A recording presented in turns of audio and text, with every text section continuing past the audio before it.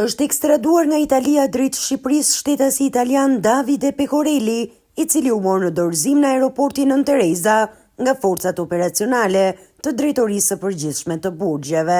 Ai është dërguar menjëherë në institucionet e ekzekutimeve të veprave penale, ku do të shndrojë në zbatim të vendimit të gjykatës rrethit gjyqësor Puk, që ka caktuar ndaj tij masën e sigurisë arrest në burg. Pecorelli është në hetim për një sër veprash penale, përfshirë mashtrimin, dhunimin e vareve, shkatrimin e pronës me zjarr dhe kalimin e palishëm të kufirit shtetëror. Shtetasi italian mbërriti për herë të fundit në Shqipëri më 3 janar të vitit 2021, fillimisht qëndroi në Vlorë, më pas në Shkodër dhe në fund në Puk, ku u zhduk pa lënë gjurmë.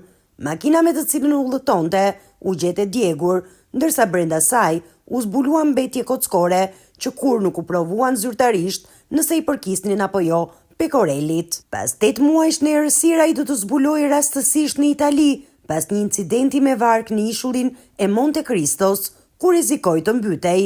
Ky zhvillim holli dritë mbi një histori që për muaj me radhë kishte ngjallur dyshime dhe spekulime në të dyja anët e Adriatikut.